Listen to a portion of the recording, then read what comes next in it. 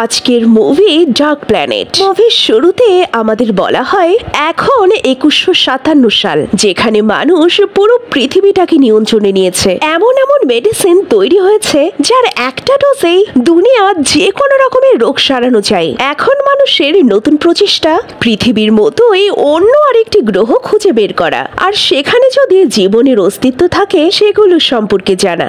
এখন আমরা ম্যাক্স নামের একজন ছেলেকে দেখতে পাই যে একটি স্পেসশিপে বসে এমনই কোনো গ্রহের খোঁজে বের হয়েছে। কিন্তু যখনই সে গভীর মহাকাশে আসে, একটি গ্রহাণু তার স্পেসশিপের সাথে ধাক্কা খায়, আর এতেই ম্যাক্সকে নিজের জান বাঁচাতে সবচেয়ে কাছের গ্রহে ল্যান্ড করতে হয়। এখন ওই প্ল্যানেটে আসার পর ম্যাক্স যেই মাত্র তার স্পেসশিপ থেকে বেরিয়ে আসে, সাথে সাথে স্পেসশিপটি বিস্ফোরণ হয়ে নষ্ট হয়ে যায়। এই কারণে পৃথিবীর সাথে ম্যাক্সের যোগাযোগ পুরোপুরি বিচ্ছিন্ন হয়ে যায়। সে পৃথিবীতে ফেরতও যেতে পারবে না, আবার সে পৃথিবী থেকে কোনো সহযোগিতাও চাইতে পারবে না। বেচারা এটা ভেবে খুব হতাশ হয়ে যায়, এখন আমি কি করব? এটা তো একদম নতুন জায়গা। কিছুক্ষণ পর সে নিজেকে সামলে নিয়ে ঠিক করে সে পুরো প্ল্যানেটটা ভালো করে খুঁজে দেখবে পৃথিবীর সাথে যোগাযোগের কোনো উপায় পাওয়া যায় কিনা। সাথে সাথে এই প্ল্যানেটের একটি ভালো দিক হলো এর আবহাওয়া একদম পৃথিবীর মতো, যাতে করে ম্যাক্সের নিঃশ্বাস নিতে কোনো অসুবিধাই হচ্ছিল না। ম্যাক্স যখন প্ল্যানেটটি ভালো করে ঘুরে দেখছিল,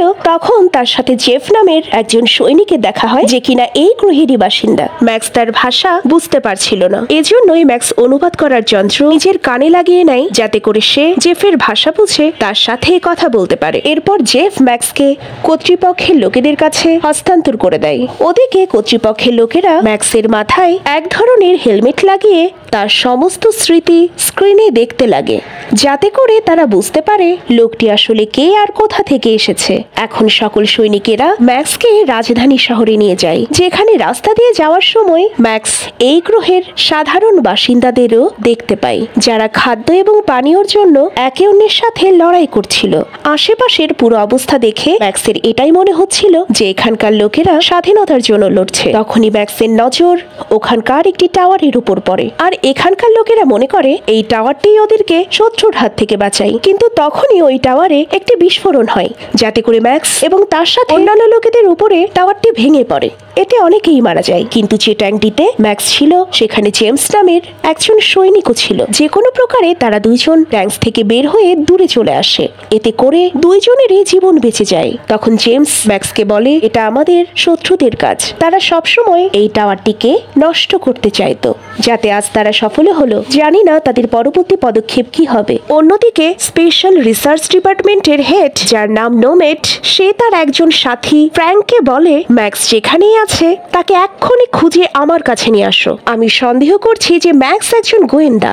একথা শুনে ফ্র্যাঙ্ক ম্যাক্সকে খুঁজতে বেরিয়ে পড়ে। অন্যদিকে আমরা ডেভিড নামের একজন লোককেও দেখতে পাই, সেও তার একজন সাথীকে ম্যাক্স সম্পর্কে যতটা পারা যায় ততটা তথ্য সংগ্রহ করতে বলে। অন্যদিকে ফ্র্যাঙ্ক যখন ম্যাক্সকে নোমেটের কাছে নিয়ে যাচ্ছিল, তখনই তার সিজার অ্যাটাক হয় আর তার গাড়ি অ্যাক্সিডেন্ট হয়। এই ঘটনার পর ওখানে লোকেদের ভিড় জমা হয়ে যায়, আর এই সুযোগের সদ্ব্যবহার করে ম্যাক্স তখনই ওখান থেকে পালিয়ে যায় আর পুরো শহরটাকে ঘুরে দেখতে শুরু করে। ওখান থেকে ম্যাক্স একটা ক্লাবে যায়, যেখানে তার সাথে রাডা নামের একজন মেয়ের পরিচয় হয়, যে কিনা আসলে জেফসের বোন ছিল।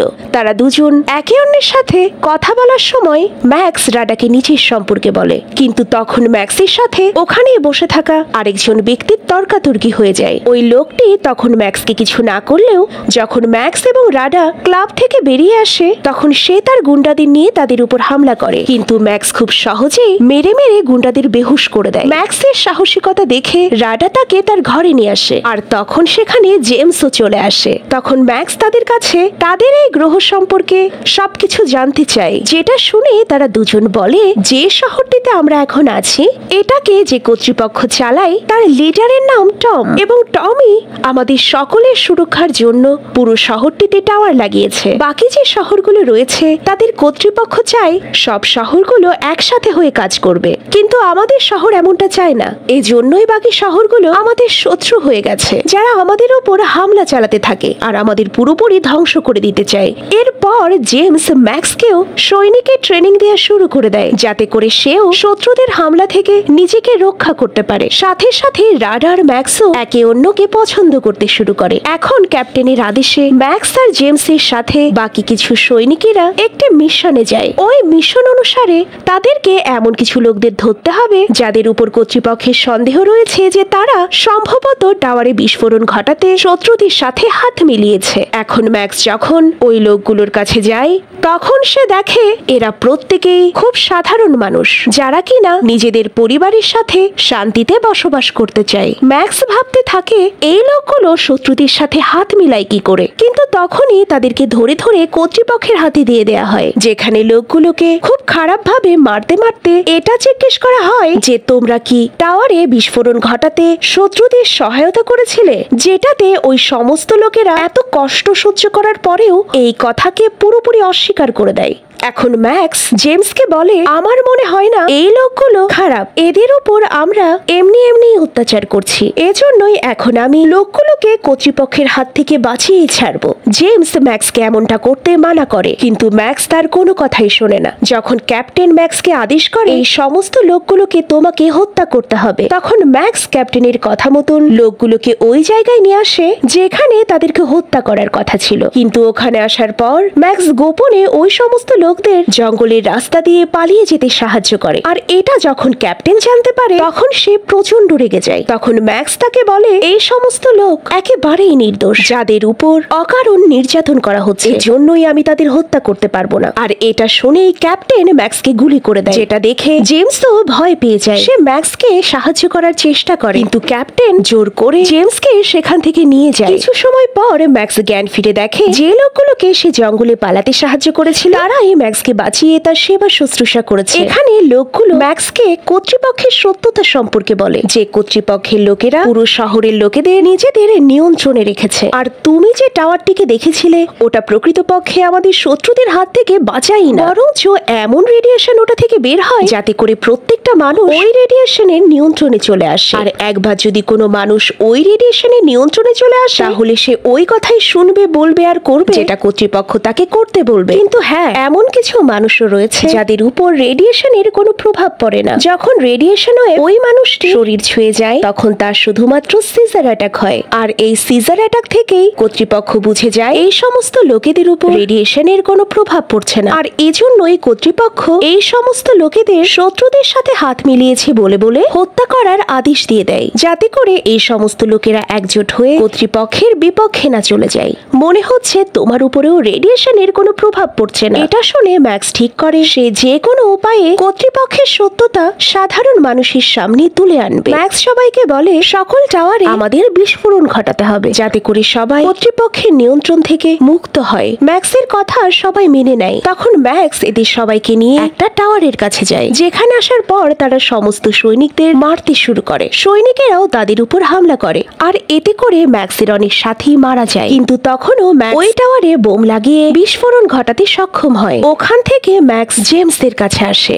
ম্যাক্সকে দেখে জেমস অবাকও হয় আবার খুশিও হয়। এরপর ম্যাক্স জেমসকে টাওয়ারের সত্যতা সম্পর্কে বলে, কিন্তু জেমস এই কথা পুরোপুরি বিশ্বাস করতে পারে না যে কর্তৃপক্ষ আসলেই এমন কিছু করতে পারে। সে বিশ্বাসই করতে পারে না যে টাওয়ারগুলো তাদের রক্ষা নয়, বরং কর্তৃপক্ষের হাতের পুতুল বানায়। আর এর মধ্যেই ওখানে সৈনিকেরা চলে আসে আর তাদের উপর হামলা করে, কারণ কর্তৃপক্ষ জানতে পেরে গেছে ম্যাক্স তাদের সমস্ত সত্যিটা জানে। ম্যাক্স, জেমস আর রাডার সৈনিকদের সাথে লড়াই করার চেষ্টা করলে সৈনিকদের সংখ্যা অনেক বেশি হওয়ায় তারা তাদের সাথে পেরে ওঠে না। এরপর ম্যাক্সকে ধরে তাকে জেলে বন্দি করে দেওয়া হয়, যেখানে তার অন্য সাথীরাও রয়েছে। এখানে এসে ম্যাক্সের সাক্ষাৎ হয় জেমসের সাথে, যাকেও শত্রুদের সাথে হাত মেলানোর অপবাদ দিয়ে এখানে বন্দি বানানো হয়েছে। ম্যাক্স সবাইকে বলতে থাকে যে কোনো উপায়ে আমাদের এই জেল থেকে বেরোতে হবে, যাতে করে আমরা সমস্ত টাওয়ারকে ধ্বংস করে সাধারণ মানুষদের কর্তৃপক্ষের হাত থেকে বাঁচাতে পারি। এই কথায় সবাই একমত হয়। এরপরে নোম্যাড ডেভিডের কাছে এসে বলে, আমি শুনেছি তুমি ম্যাক্স নামের একজন লোকের খোঁজ করছো, যদি সত্যি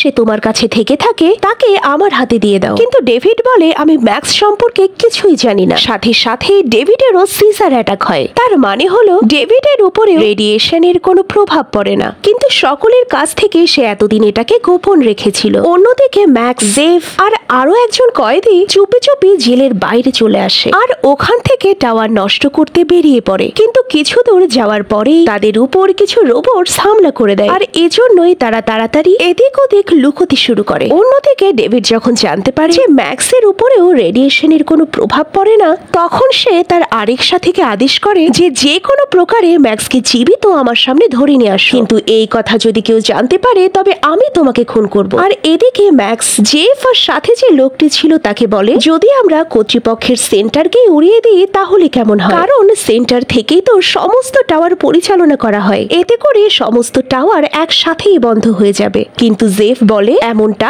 সম্ভব নয়, টাওয়ারগুলোকে একদম অন্যরকম ভাবে ডিজাইন করা হয়েছে, টাওয়ারগুলো কোথা থেকে এবং কেমন করে পরিচালিত হয় সে বিষয়ে কেউই জানে না। জেফ আরো বলে দক্ষিণ দিকে কিছু মানুষ বাস করে যাদের উপরেও রেডিয়েশনের কোনো প্রভাব পড়ে না, কিন্তু আমাদের শহরের মানুষদের সাথে তাদের কোনো লেনাদেনাই নেই, তারা আমাদের কেনই বা সাহায্য করবে। তখনই সেখানে একটা অটোমেটিক ট্যাঙ্ক এসে তাদের উপর হামলা করা শুরু করে দেয়, কিন্তু ম্যাক্স যেমন তেমন করে নিজের জীবনের তোয়াক্কা না করে ওই ট্যাঙ্কের মধ্যে ঢুকে ট্যাঙ্কটির অটোমেটিক কন্ট্রোল সিস্টেম বন্ধ করে দেয়। এখন ম্যাক্স একাই ট্যাঙ্কটি নিয়ে শহরের বর্ডারের কাছে যায়, যাতে সেখান থেকে দক্ষিণের দিকে যেয়ে সেখানের মানুষগুলোকে বুঝিয়ে শুনিয়ে নিজেদের দলে নেওয়া যায়। কিন্তু বর্ডারে আসার পর সৈনিকেরা ম্যাক্সকে থামিয়ে দেয়, আর এই সৈনিকদের মধ্যেই ম্যাক্স জেমসকেও দেখতে পায়। ম্যাক্স জোর করে জেমসকে ট্যাঙ্কে ঢুকিয়ে সব ব্যারিকেডস গুলো ভেঙে বর্ডার থেকে বেরিয়ে আসে, যেখানে রাস্তায় সে আরো একবার জেমসকে এটা বোঝাতে থাকে যে কর্তৃপক্ষ সত্যি টাওয়ারের রেডিয়েশন দিয়ে সব মানুষকে নিজেদের হাতের পুতুল বানায়। তখন জেমস ম্যাক্সের কথা বিশ্বাস করে, কারণ বর্ডার পেরোনোর পর জেমসের উপর রেডিয়েশনের প্রভাব কমতে থাকে। সে এটা ভেবে খুব রেগে যায় যে অথরিটি আজ পর্যন্ত তাদের শুধু ধোকাই দিয়ে গেছে।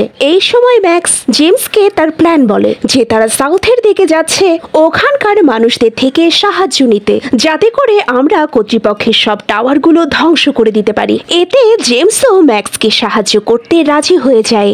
আর এই সিনের সাথে মুভিটি এখানেই শেষ হয়ে যায়। মনে হয় মুভিটির পরবর্তী পার্ট করা হবে। ভিডিওটি যদি ভালো লেগে থাকে প্লিজ লাইক, কমেন্ট আর সাবস্ক্রাইব করে বেল আইকনটি প্রেস করবেন, যাতে করে আমরা ভিডিও দিলে সাথে সাথে নোটিফিকেশন আপনার ফোনে চলে যায়।